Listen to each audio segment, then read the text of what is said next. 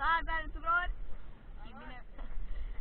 Ok, hai să mergem. Să vă povestim, adică să povestească el de ce n-am mai filmat. De ce nu am mai filmat pe perioada asta?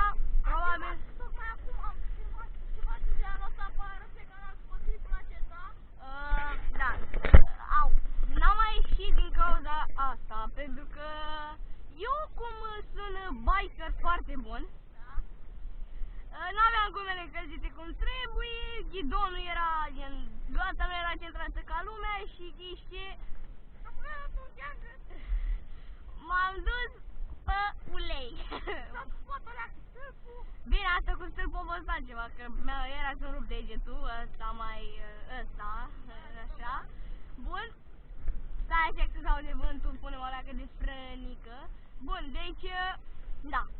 N-am mai postat pentru că mi-a luat mare facepalm, am pupat asfaltul, cum știu eu să fac cel mai bun. Cum știu eu cel mai bine, mi-am făcut o julitură și la genunchi și la mână de pe mi-a trecut, mai am aici pe spate, dar nu prea se cunoaște. Hello, Mr. Tractorist. Yo, Euro 2, bun. La fotbal era să rup o costă. După ce am căzut, era să-mi rup și ghidonul, să vă arăt.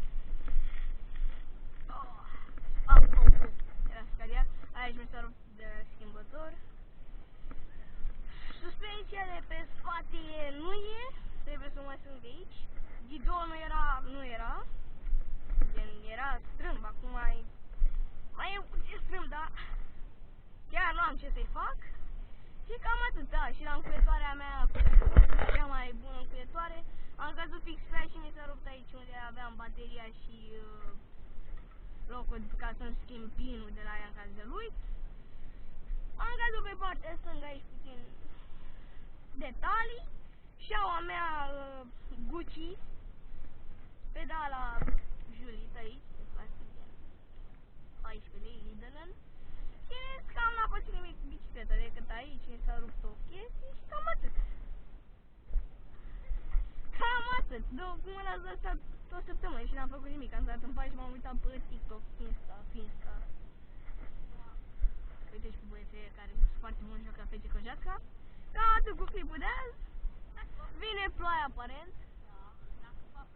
În colecționez. De ce nu putea să fie cam partea aia și cam partea asta? Presimt că deja o să plouă.